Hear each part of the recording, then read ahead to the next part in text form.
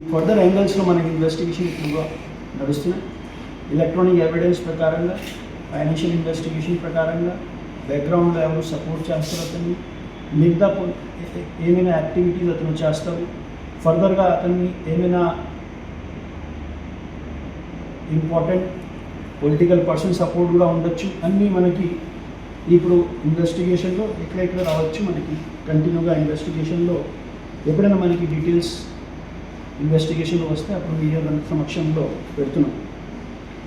రావచ్చు, ఎలాగా ఈ ఇన్సిడెంట్ జరగాలి అన్ని వివరాలు చెప్పారు. సో ఇవన్నీ మన ఎవిడెన్స్ ప్రకారంగా కలెక్ట్ చేయడం జరిగింది. ముఖ్యమైన వాళ్ళకి డివైసెస్ కూడా సీజ్ చేయడం జరిగిన, వాళ్ళు రికార్డింగ్స్ ఏమేమి పెడుతున్నారు, ఏమేమి డివైసెస్తో వాళ్ళు రికార్డ్ చేసిన. ఫర్దర్గా ఈ క్రమంలో ఇన్వెస్టిగేషన్లో మనకి తెలిసిన అతనికి వచ్చిన యూట్యూబ్ ఛానల్స్లో, అతనికి సబ్స్క్రైబర్ బేసిస్లో మిగతా ఎలక్ట్రానిక్ ఎవిడెన్సెస్ని మనకి ఎగ్జామిన్ చేస్తే, సో అది కూడా మనకి తెలిసిన అతను ప్రతి month around 70 to 1 lakh rupees వరకు అతనికి ఫైనాన్షియల్గా సపోర్ట్ కూడా వస్తుంది. ఈ ఫ్యాక్టరీకి వచ్చిన తర్వాత మొత్తం బట్టలతో సహా ఉంటున్నారు. తర్వాత వాళ్ళు అటాక్ చేసే వాళ్ళందరూ పారిపోయిన తర్వాత అతని బట్టలు సడన్గా చంపేసి ఉంటున్నారు. సో ఆ రికార్డ్ చేసే వాళ్ళు అది ముందుగా 1 day బిఫోర్ మాట్లాడే సమయంలో ఆ మొత్తం స్కెచ్ కూడా ఎలాగా చేయాల్సిన చెప్పారు. మనకి అర్థం చేయాల్సిన ఎందుకు చేయడం జరిగిన ఒకటి, ఎందుకు చేయడం జరిగిన ఆ మోటివ్ ఏమిటి. ఆ మోటివ్ ఎప్పుడు ఇన్వెస్టిగేషన్లో ఎప్పుడు దాకా మనకు తెలిసిన విధంగా అతను ఈ ప్రాంతంలో మత ప్రకారంగా రెచ్చగొట్టడం, పబ్లిక్ మధ్యలో మత వివాదం జరగచ్చు, ఏమైనా ప్రాంతంలో ఎలాగ సంఘటన జరిగింది, దీన్ని ఒక స్టేట్ లెవెల్లో ప్రాజెక్ట్ చేసి ఎలాగ స్టేట్ని దుష్ప్రచారం. జిల్లా ప్రాంగణ్ పాడేరులో మీ అందరికీ ఈరోజు మన 18వ తారీఖు నిరుత్తిపాలెం జీకేడి మండలంలో జరిగిన ఒక సంఘటన గురించి, దీని తర్వాత సంఘటన పైన చట్ట ప్రకారమైన చర్యలు చేయడం జరిగింది. దీని విషయంలో అన్ని వివరణలు ఇప్పుడు జరుగుతున్నాయి. ముఖ్యమైన నిరుత్తిపాలెం విలేజ్లో మన 18కి జరిగిన సంఘటన పైన వెంటనే మనకి ఆ ఊరు నుండి ఒక కంప్లైంట్ కూడా వచ్చింది. దీనిపైన మనకి పూర్తిగా ఎంక్వైరీ చేసి మన కేసు నమోదు చేయడం జరిగింది.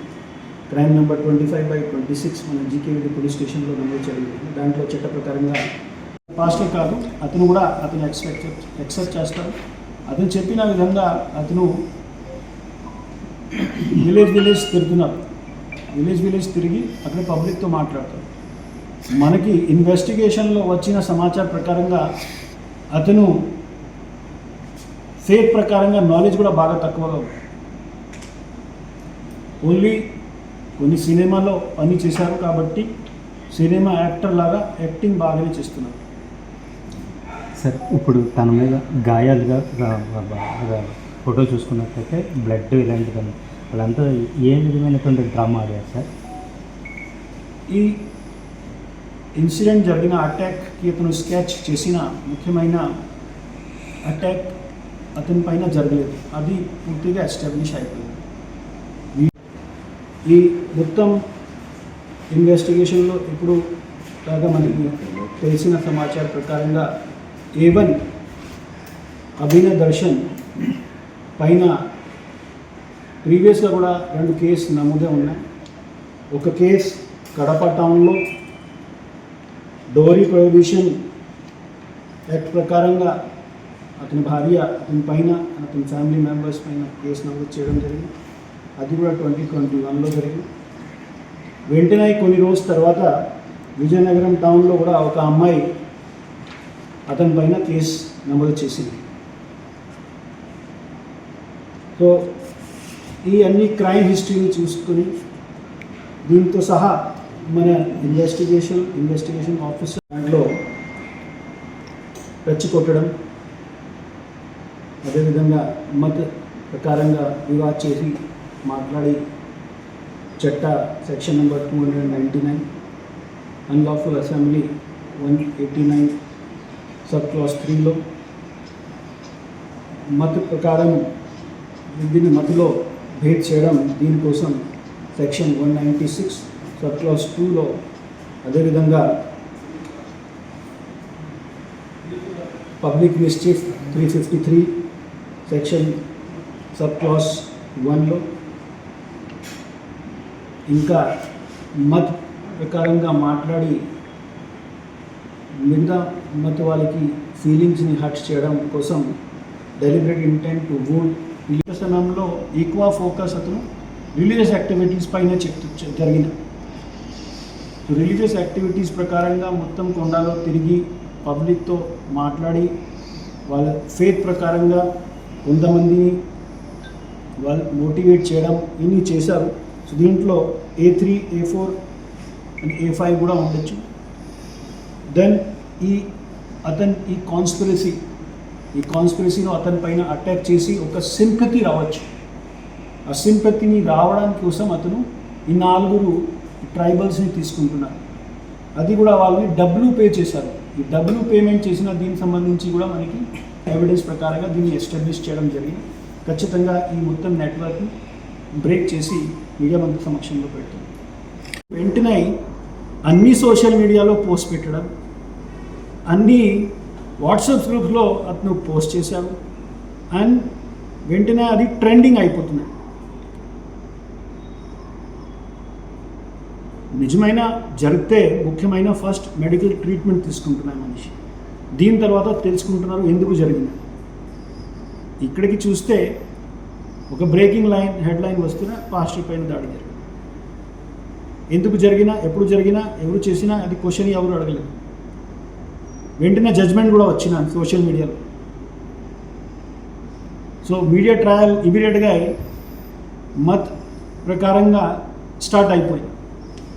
సో దీన్ని పోలీస్ వాళ్ళు బాగా సీరియస్గా తీసుకొని అన్ని ఎవిడెన్సెస్ని కలెక్ట్ చేసి ఇప్పుడు మీ సమక్షంలో వాళ్ళని అరెస్ట్ చేయడం జరిగిన దీనికి వివరణిస్తున్నారు. సరే, ఈ ఘటన బండిలో ఒక మనిషి వీడియో తీసుకుంటున్నారు. వీడియో తీసుకున్న సమయంలో ఒకరు డ్రైవింగ్ చేస్తున్నారు. దీని తర్వాత 2 మనిషి మాస్క్లో వస్తారు. ఒకరు ఆరెంజ్ బట్టలతో ఫేస్ని, ముఖంని కవర్ చేసి ఉంటారు. ఒకరు బ్లాక్ మాస్క్ ముఖంలో ఉంటుంది. ఆ సమయంలో వీడియో రికార్డ్ చేసిన వాళ్ళు చెప్తున్నారు, నేను కాదు.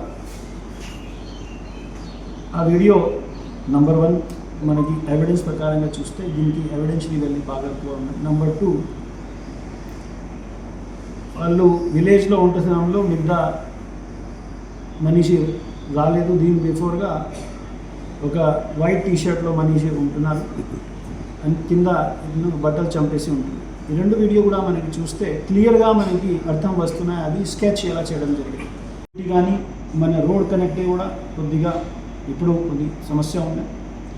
సో దాంట్లో అతను ఒక ఏరియాని సెలెక్ట్ చేస్తున్నాడు. అక్కడికి వెళ్ళిన తర్వాత కొన్ని రోజు అక్కడికి ఉంటున్నాం.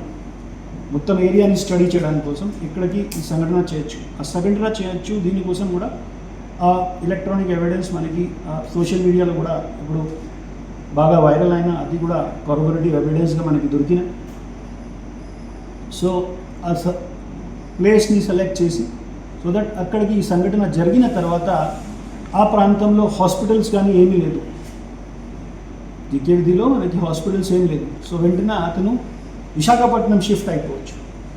విశాఖపట్నం షిఫ్ట్ అయిపోతే సో బాగా మీడియా అటెన్షన్ దొరుకుతున్నాయి.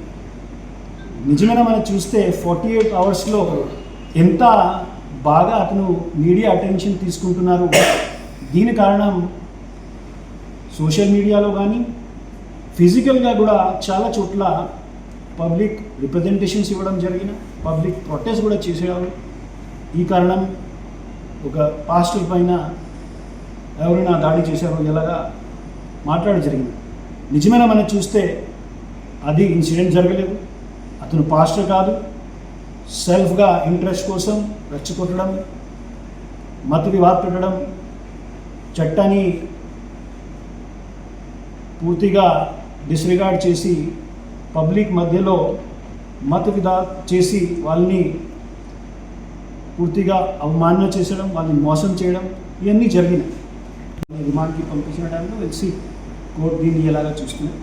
బట్ ఇది ఇంకా ఇన్వెస్టిగేషన్ ఇప్పుడు జరుగుతూనే ఉంటున్నాయి కాబట్టి మిగతా ఎవరైనా ఉండొచ్చు, అది కూడా చూసుకోవాలి. సరే, చూసుకున్నట్లయితే ఈ ఘటనలోని ఒక 4 వ్యక్తులు గిరిజనులు ఆదివాసీ యువత ఉన్నారన్నారు. ఆ పేర్లు కూడా అరకు నియోజకవర్గానికి చెందిన వాళ్ళ పేర్లు చెప్తున్నారు మీరు. దీనికి బ్యాక్డ్రాప్ ఏమైనా పొలిటికల్ బ్యాక్డ్రాప్ ఏమైనా ఉన్నదంటారా? మీరు చాలా ఏం తెలియదంట. ఈ 4 పైన ఈ 4 మనిషి ఎందుకు వాళ్ళు సెలెక్ట్ చేసినా అది మనకి ముఖ్యమైన అర్థం చేయాల్సిన విషయం ఒకటే. ఈ 4లో ఒక అక్యూజ్కి ఇన్స్టాగ్రామ్లో మోర్ దెన్ 5,000 ఫాలోవర్స్ ఉన్నారు. సో ఈ ప్రాంతంలో తిరిగిన సమయంలో వాళ్ళు సోషల్ మీడియాలో యాక్టివ్ యంగ్ పర్సన్స్ని టార్గెట్ చేసి వాళ్ళ మెంబర్షిప్ని వాళ్ళ నెట్వర్క్స్లో యాడ్ చేయడం జరిగింది.